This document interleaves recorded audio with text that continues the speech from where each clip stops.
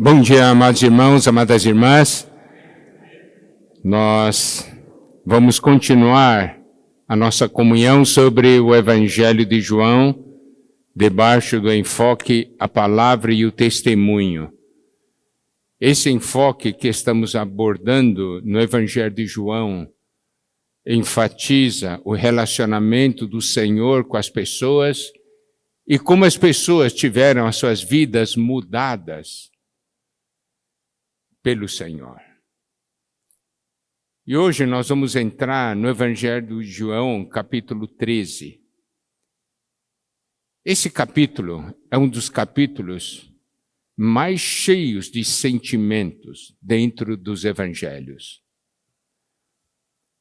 Porque esse capítulo registra os momentos finais do Senhor com os seus discípulos.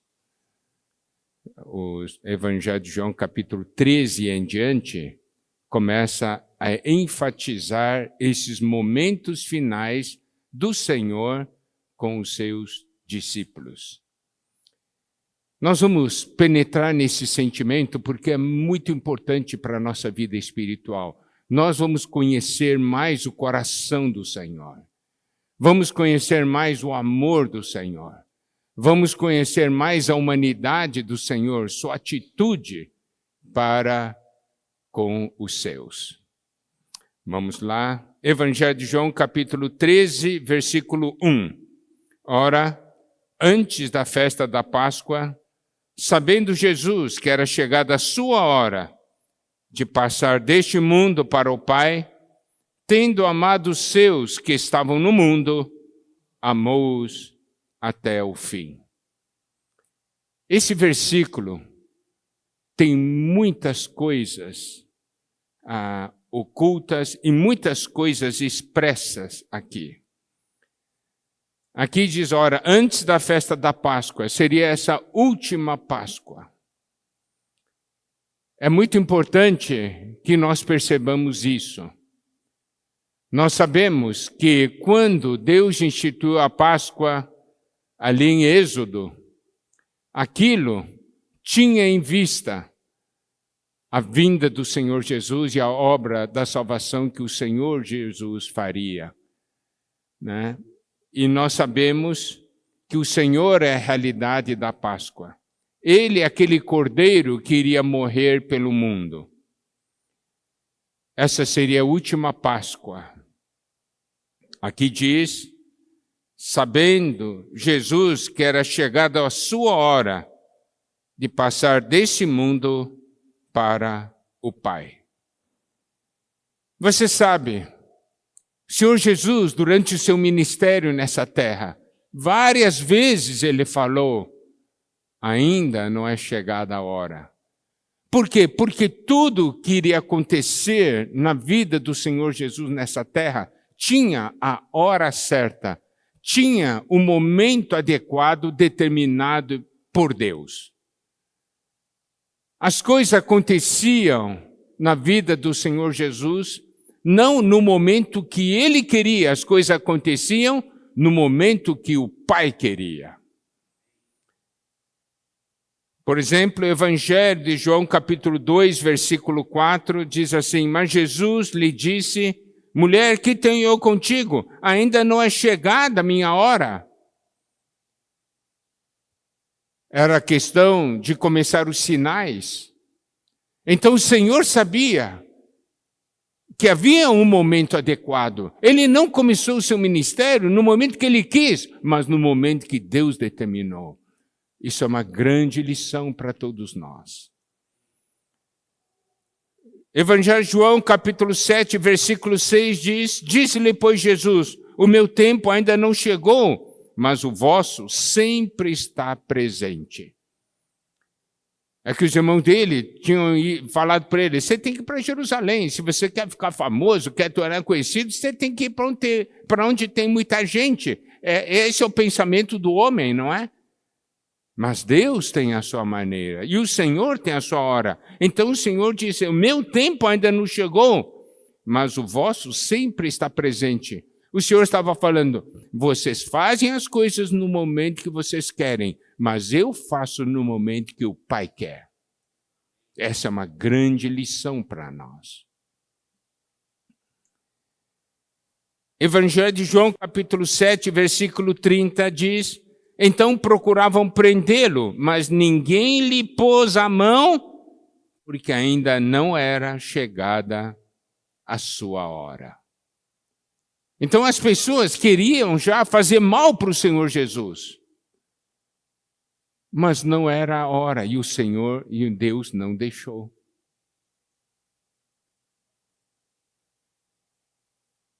Evangelho de João, capítulo 8, versículo 20, diz: proferiu ele estas palavras no lugar do gasofilácio, quando ensinava no templo, e ninguém o prendeu, porque não era ainda chegada a sua hora. Você pode ver que o apóstolo João, ao escrever esse evangelho, ele enfatizou muito sobre a questão da hora, que na vida do Senhor as coisas ocorriam no momento determinado pelo Pai.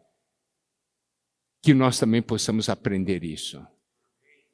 Mas o que nós temos agora, no capítulo 13, versículo 1, aqui diz o seguinte: sabendo Jesus que era chegado a sua hora de passar deste mundo para o Pai, ele sabia, agora chegou o momento desses últimos momentos da minha vida aqui nessa terra, é o momento de cumprir a obra da redenção, é o momento que eu vou cumprir a obra de redenção e voltar para o Pai. Ele sabia que essa hora havia chegado. Era a hora que ele iria enfrentar a cruz. Amados irmãos, precisamos dar uma olhada no Senhor, a atitude do Senhor, naqueles momentos finais que ele estava passando com os seus discípulos. Ele sabia que pouco tempo depois, ele iria para a cruz, ele voltaria para o Pai.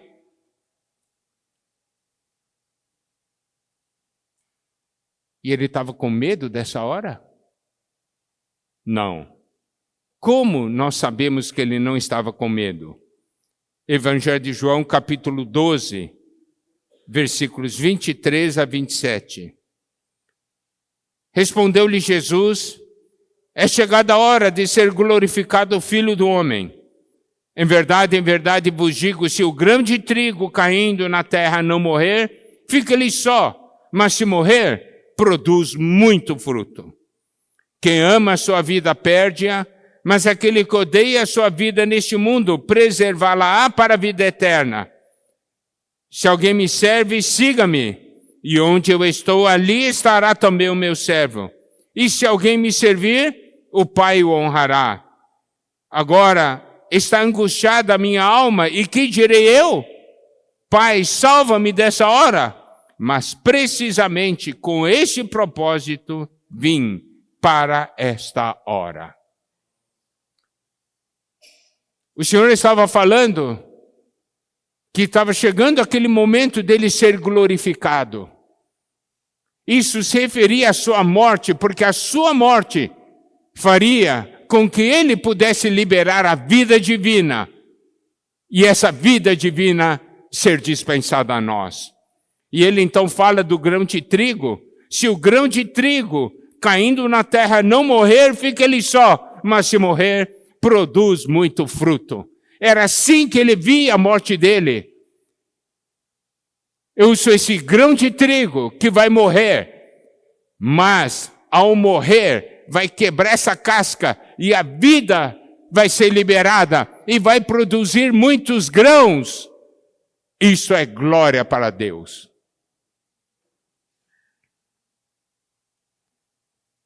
Então, no capítulo 13 nos mostra que era chegada a hora. Eram os últimos momentos do Senhor com os seus discípulos. Amados irmãos e irmãs, você conseguem compreender esse sentimento? Os discípulos não tinham a percepção, mas o Senhor tinha. Eram os últimos momentos que ele passaria com todos eles. Então eu digo, ele sabendo que era os últimos instantes, ele falaria ou não coisas importantes? Ele falaria ou não as coisas do coração? Por isso que nós temos que dar muita atenção no Evangelho de João a partir do versículo 13. Não que a gente não deva dar atenção aos outros capítulos, mas por causa desse sentimento.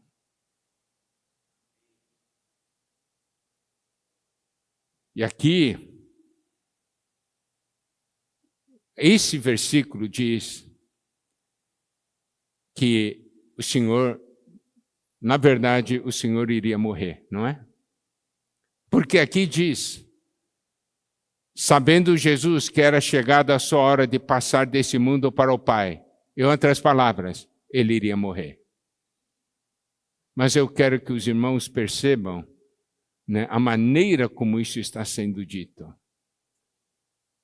Ele era chegada a hora de passar deste mundo para o Pai. Ele iria cumprir a obra da redenção, iria ter sucesso e voltaria para o Pai. Mas voltaria diferente, porque ele iria abrir a porta para todos nós um dia nos chegarmos ao Pai. E aqui também diz, ele sabendo que era a última hora, os momentos finais, aqui diz, tendo amado os seus que estavam no mundo, amou-os até o fim.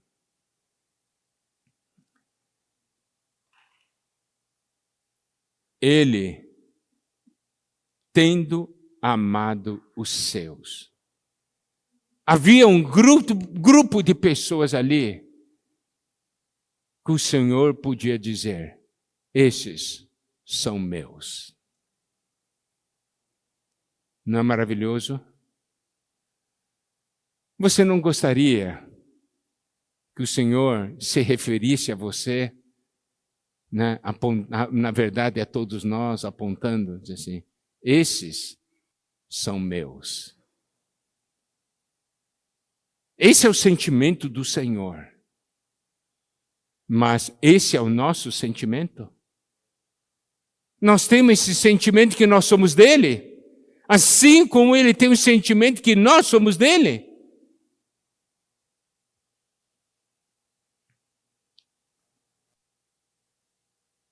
Por que os seus?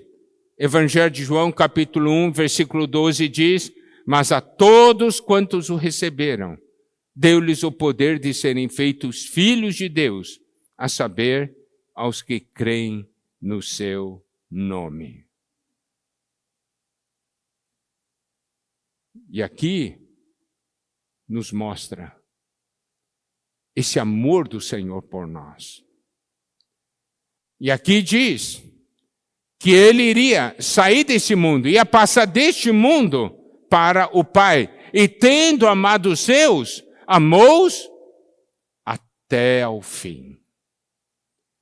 Esse sentimento que nós somos dele, nós somos dele, de fato e de verdade. Aqui quando diz, amou os seus, por quê? Porque os seus são aqueles que ele escolheu. Aleluia, um dia o Senhor nos escolheu. Nós somos seus. Por quê? Porque ele deu a vida dele pelos seus, por nós. Nós somos seus porque o Pai nos deu para ele. Isso nós podemos ver em João 17. Nós somos dele, nós somos seus, porque ele nos comprou com seu precioso sangue. Nós também somos dele, somos seus, porque nós nos consagramos e nos entregamos a ele. Você consegue perceber esse sentimento naquela última noite? Não estava o mundo inteiro ali. Estava um grupo de discípulos. Um grupo que o Senhor podia dizer, esses são os meus.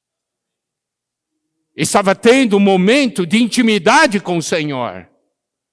O Senhor iria falar para esse grupo de discípulos coisas que ele não falou para a multidão. E aqui diz que tendo amado os seus que estavam no mundo, amou-os até o fim. Essa expressão, até o fim, não quer dizer somente uma questão de tempo. Amar até o fim tem um sentimento mais profundo. Amar até o fim significa, no seu grau mais pleno, se pode haver um fim, ele amou até o fim. É amar ao extremo. Mas, na verdade, pelo fato do próprio Deus ser amor, do Senhor ser o amor, amar até o fim significa amar-nos sem fim. Entendeu? Não tem fim.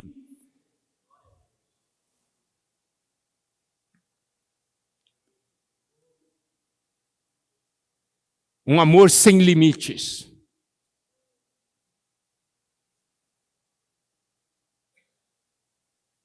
Ele estava para enfrentar a morte. Se você estivesse para enfrentar a morte, você estaria preocupado com você ou não? Estaria ou não? Claro, nós estaríamos preocupados conosco, né? Puxa, eu vou enfrentar a morte, ainda vou me preocupar com os outros se eu vou, daqui a pouco, enfrentar a morte? Mas olha a atitude do Senhor. Ele estava muito mais preocupado com os seus discípulos do que com ele. Ele podia pensar assim, puxa, são os momentos finais, agora o que eu faço, né? Mas ele estava preocupado e disse, eu vou daqui, eu vou cumprir a obra da redenção, eu vou voltar para o Pai. E eu sei que os meus discípulos vão se sentir sós e abandonados. Eles vão se sentir órfãos. Eu preciso dar uma palavra para eles, para que eles percebam que o que virá será algo glorioso e maravilhoso. Amado irmão, amada irmã, você vê como o Senhor se preocupa conosco? Ele não estava preocupado com ele. Ele estava preocupado com os seus discípulos. E ele amou os seus com amor que não tem fim, um amor que não acaba, um amor que não tem limite.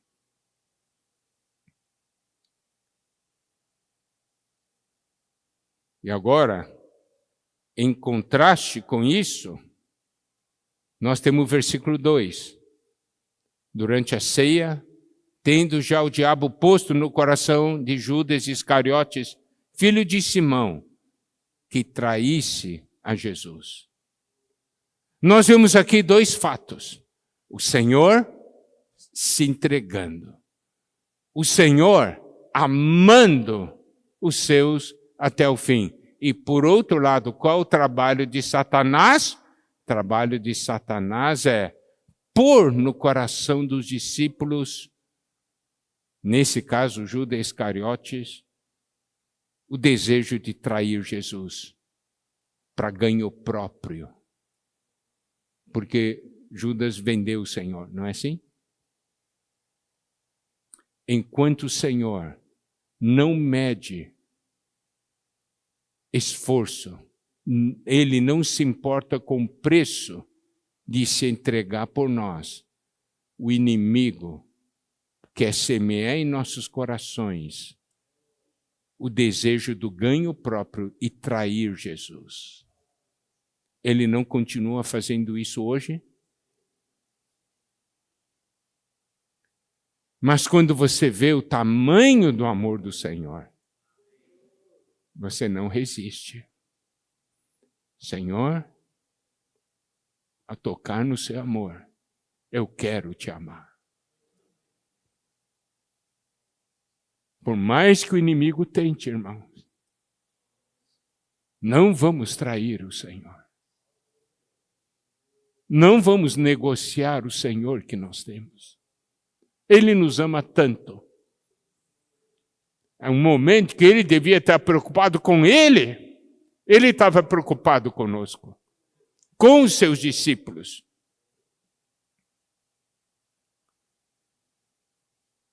Quando ele diz, tendo amado os seus que estavam no mundo, amou-os até o fim, não é que o amor de Deus discrimina pessoas. Deus ama o mundo de tal maneira que deu seu Filho unigênito. Não é? Para quê? Para que todo que nele crê não pereça, mas tenha vida eterna. Deus ama a todos. Mas uma coisa é certa. Aqueles que entregam suas vidas ao Senhor têm a oportunidade de desfrutar um amor especial que Ele tem para com os seus. Está disponível, mas somente para quem entregar a vida para o Senhor. Quem não entrega, não tem essa oportunidade de desfrutar desse amor tão íntimo, tão pessoal.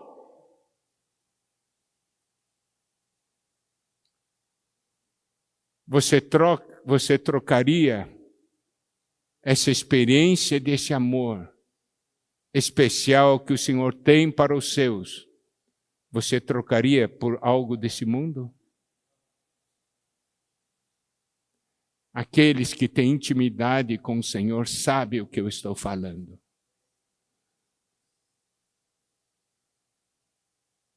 O amor especial que o Senhor tem para com os seus, da intimidade. Tem o amor de Deus para o mundo. Mas tem esse amor especial que está disponível para aqueles que o recebem, para aqueles que creem nele, para aqueles que andam com ele. E eu quero esse amor.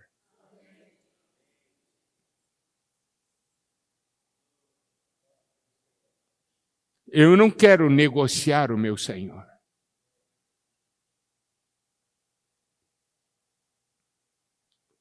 Agora vamos para o versículo 3. Sabendo este, que o Pai tudo confiara às suas mãos, e que ele viera de Deus e voltava para Deus. Aqui diz, ele, Senhor, naquele momento ele estava sabia que era o momento final, últimos momentos com os seus discípulos. Momentos finais dele nessa terra, que ele iria para o Pai. Ele sabia também que o Pai havia confiado tudo às suas mãos.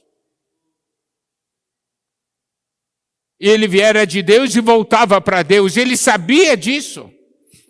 A versão King James atualizada diz, sabendo Jesus que o Pai lhe outorgara poder sobre tudo que existe, e que viera de Deus e estava retornando a Deus.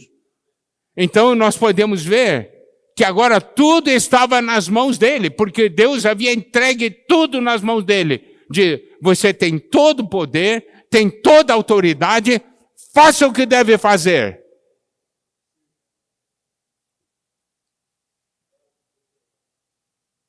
E o Senhor sabia disso. Imagina. Todo o poder nas mãos dele. Ele sabia que ele tinha vindo de Deus e voltava para Deus. Ele sabia da origem divina dele. Não é algo especial? Aqui não mostra que realmente ele ocupava a mais alta posição nesse universo, claro, abaixo de Deus, né? Não é isso? Por quê? O Pai tinha lhe entregue todo o poder sobre tudo o que existe. O Pai havia confiado tudo nas mãos dele.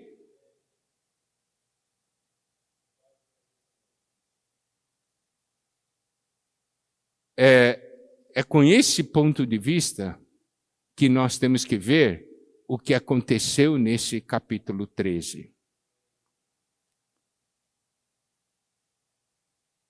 Nesse momento em que tudo estava nas mãos dele, ele é a pessoa que tinha toda a autoridade, ele é aquele que tinha a origem divina.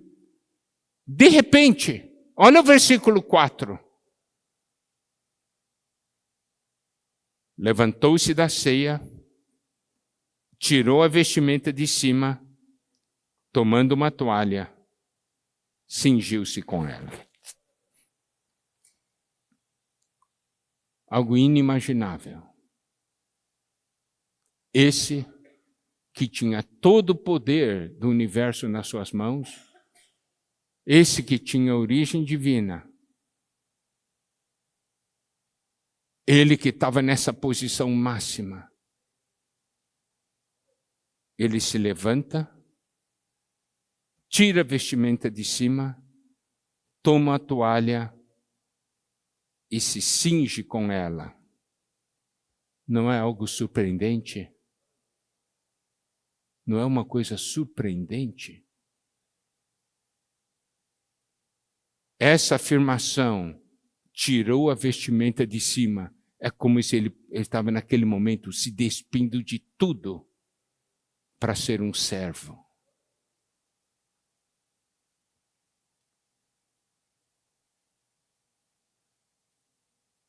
No momento que tudo estava nas mãos dele.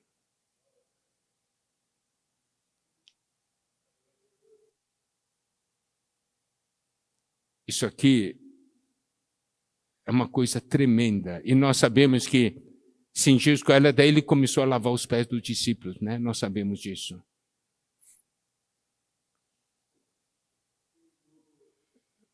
Para os irmãos compreenderem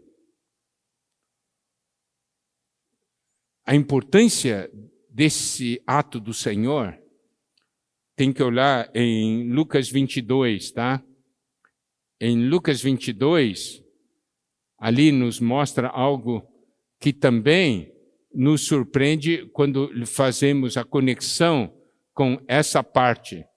Porque Lucas 22 nos mostra o seguinte, que, olha só, Lucas 22, no 19 fala da ceia do Senhor, e no 24 mostra que naquela noite, né, a noite da ceia, os discípulos, olha só, 24, suscitaram também entre si uma discussão sobre qual deles parecia ser o maior. Você acredita? Naquele momento, que eram os momentos finais do Senhor com os seus discípulos, os momentos finais,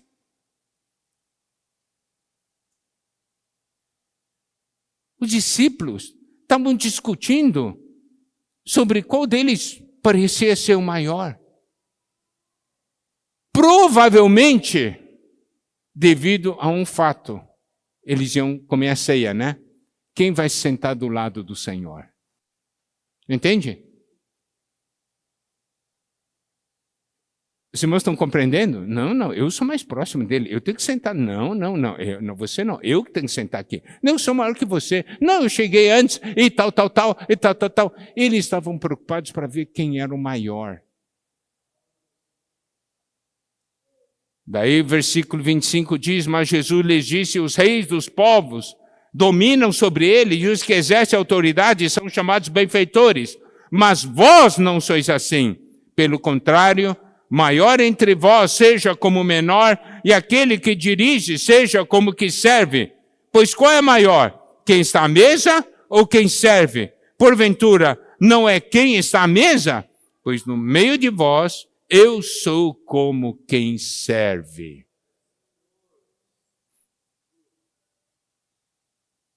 Discípulos, naquele último momento com o Senhor, estavam preocupados para ver quem era o maior.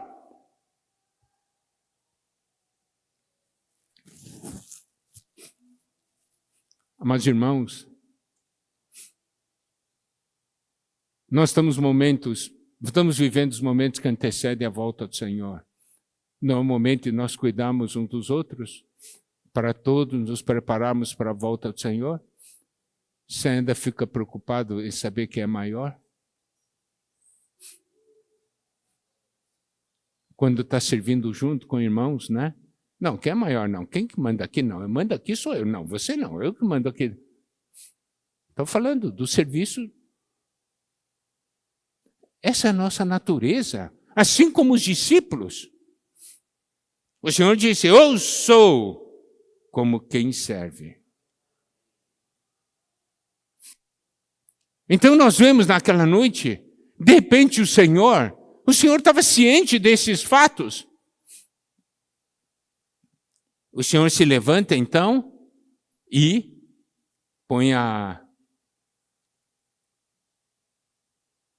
tira a vestimenta de cima, toma uma toalha e cinge-se com ela. Versículo 5, depois deitou água na bacia e passou a lavar os pés aos discípulos e a enxugá-los com a toalha com que estava cingido. Nós sabemos, né? Vocês também sabem, isso já foi falado várias vezes, que naquela época as pessoas andavam com sandálias.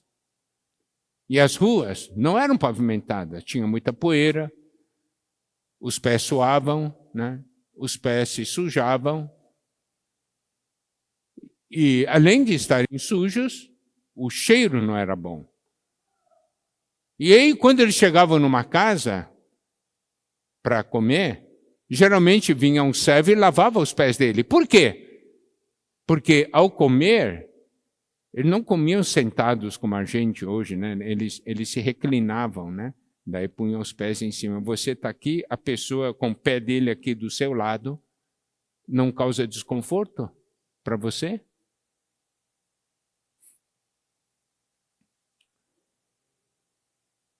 Mas por que ninguém, não tinha nenhum servo naquele lugar para lavar os pés dos discípulos? Não tinha nenhum servo ali. Se tivesse um servo, né, que era, digamos, do dono do lugar, está aqui o servo à disposição, daí eles teriam vindo, esse servo iria lavar os pés dele. Mas o arranjo soberano do Senhor foi que não houvesse nenhum servo ali. Por que ninguém se dispôs a lavar os pés dos outros? Porque estava vendo quem era maior, não estava vendo quem era o menor.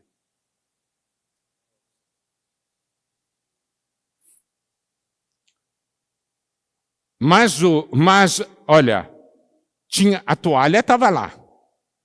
Tinha água e tinha bacia. Estava tudo lá. Não é que não lavaram os pés, porque não tinha toalha, não tinha bacia, não tinha água. Tinha tudo. Mas o problema é que ninguém queria lavar o pé do outro. Eu não sou seu servo. Por que eu vou lavar seus pés?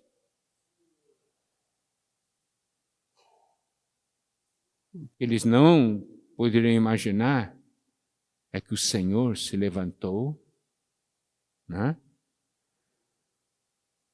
Tirou a vestimenta de cima, tomou uma toalha, se cingiu com ela. Era isso que os servos faziam. Depois, deitou água na bacia, passou a lavar os pés aos discípulos e a enxugar-lhes com a toalha com que estava cingido. Isso foi um choque para os discípulos. O Senhor não falou nada, simplesmente se levantou e fez.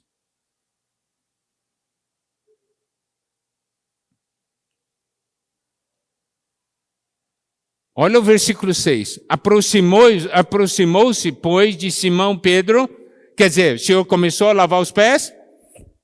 Daí chegou a vez de Simão Pedro. E este lhe disse: Senhor, tu me lava os pés a mim? Não, Senhor. Você lavar meus pés? Olha, irmãos, eu diria uma coisa. Se falasse assim, quem quer lavar os pés de Jesus? Todos estariam dispostos, não é? Mas quem quer lavar os pés dos outros? Não, isso não.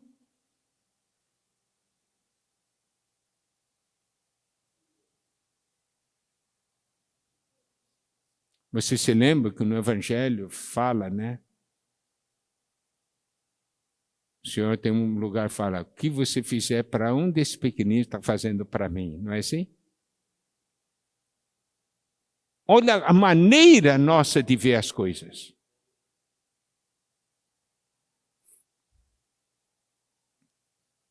Daí chegou a vez de Simão Pedro.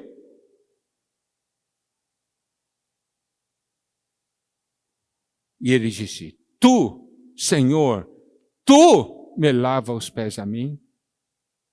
Daí o versículo 7. Respondeu-lhe Jesus: O que eu faço, não o sabes agora, compreendê-lo-ás depois.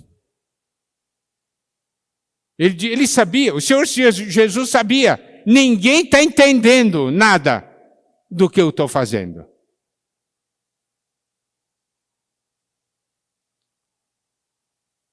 Nós sabemos, né? Essa questão de lavar com água, olha só, é a questão que nós devemos lavar uns aos outros, não é? Lavar os pés uns aos outros. Com o quê? Tito 3,5 diz o seguinte: não por obras de justiça praticadas por nós, mas segundo sua misericórdia, ele nos salvou mediante o lavar regenerador e renovador do Espírito Santo. Então, a água aqui tipifica em primeiro lugar o Espírito Santo. Nós temos que lavar uns aos outros com o Espírito. É um lavar regenerador e renovador do Espírito Santo. Segundo aspecto da água, Efésios capítulo 5, versículo 26. Para que a santificasse, tendo-a purificado por meio da lavagem de água pela palavra. Lavagem da água pela palavra. João 15, versículo 3, diz: vós já estáis limpos pela palavra que vos tenho falado. Então, a palavra de Deus é a água que lava. Um aspecto, a água é espírito, a água é palavra, e a água também é vida. João 19, 34. Mas um dos soldados lhe abriu o lado com uma lança, e logo saiu sangue e água. Sangue para nos purificar dos pecados, e água para nos suprir com a vida. Porque o Senhor dizia, né? Quem crer em mim, como diz a Escritura, do seu interior fluirão rios de água viva.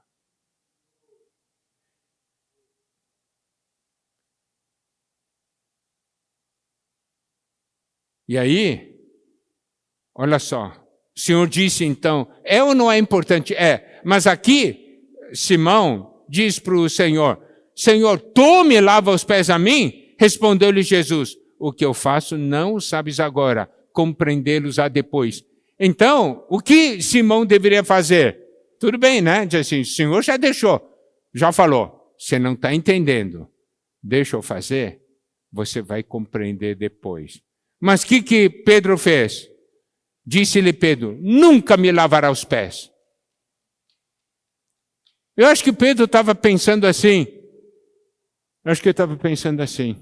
eu tenho que mostrar para o Senhor que eu não vou aceitar isso, porque eu honro ele como mestre. Eu não posso deixar ele fazer isso aí. Daí ele vai ver como eu amo ele, entendeu? Eu acho que ele estava pensando assim, nunca, olha o que ele disse, nunca me lavará os pés. Olha a força da expressão, nunca. Daí o Senhor Jesus, olha a sabedoria do Senhor, diz assim, se eu não te lavar, não tens parte comigo. Daí isso assustou Pedro, né? O que é isso? Daí o Pedro já foi, olha só. Se eu não te lavar, não tens parte comigo. Então Pedro lhe pediu, Senhor, não somente os pés, mas também a mão e a cabeça. Olha só que coisa, meu. O negócio é ou 0 ou é 100, entendeu? Não tem meio termo com ele. Porque diz assim, se não lavar teus pés, não tem parte comigo. Ele diz assim, se os meus pés, ter parte com o Senhor, mas eu quero que todo o meu ser tenha parte com o Senhor. Então você tem que lavar todo o ser. Ele estava compreendendo? Não estava compreendendo nada.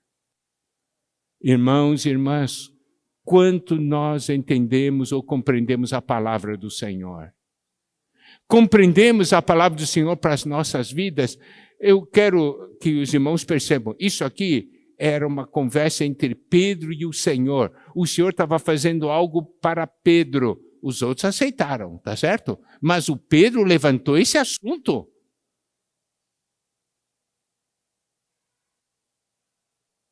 Na conversa do Senhor com você, você tem ou não tem deixado o Senhor lavar você?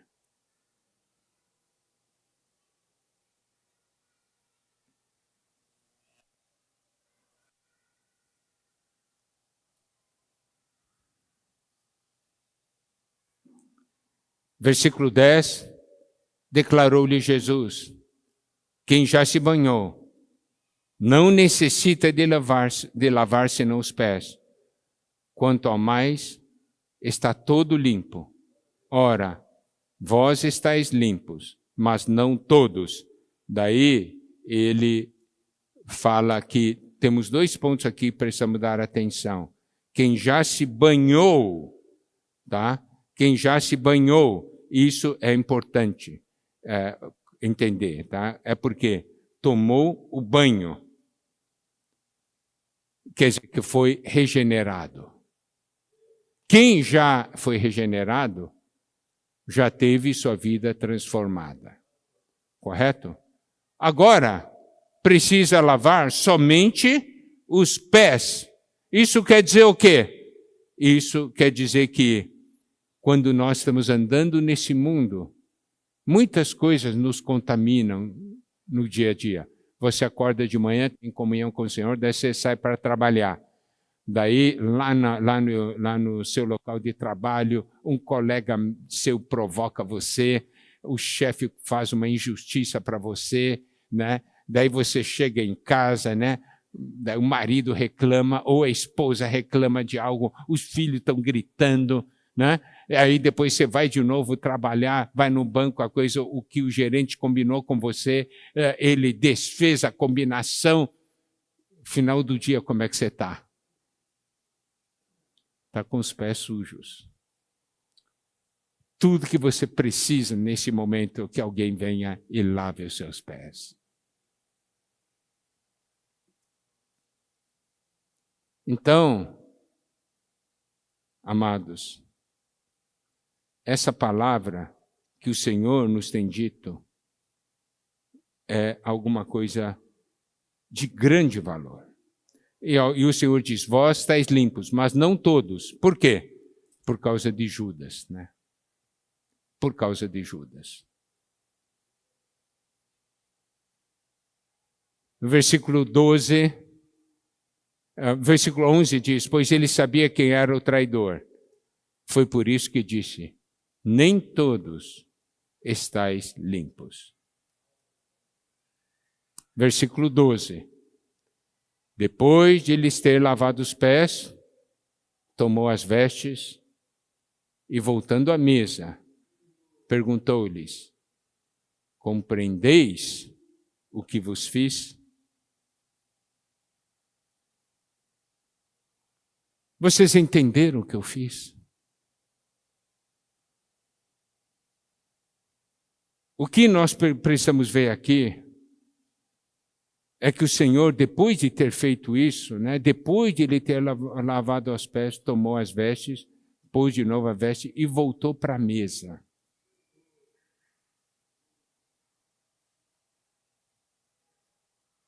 Você entende o que eu fiz?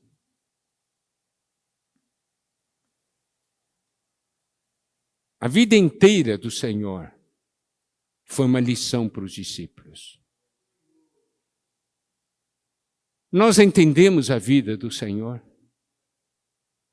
Entendemos cada passo que Ele deu, cada palavra que Ele deu.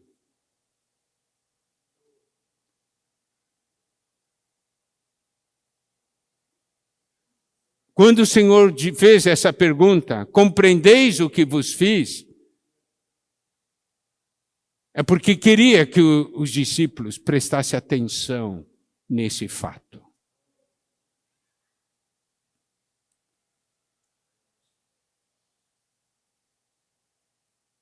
Então,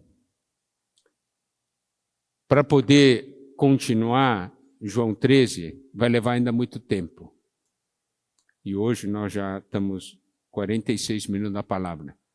Nós vamos continuar na próxima mensagem, tá bem? Mas quero terminar essa mensagem com essa pergunta do Senhor. Essa pergunta que o Senhor faz para cada um de nós. Compreendeis o que vos fiz? Amém? Depois, na próxima mensagem, nós vamos penetrar mais dentro dessa realidade. Mas eu creio que o que a gente já viu, lembra, foi a última noite do Senhor com os discípulos. E se Ele fez isso, isso era muito importante. Correto? Você vai gastar os minutos finais, as horas finais, com algo que não é importante? Isso é algo que precisamos ver e que precisa mudar nossas vidas, né? Que o Senhor nos abençoe. Continuamos na próxima mensagem. Amém.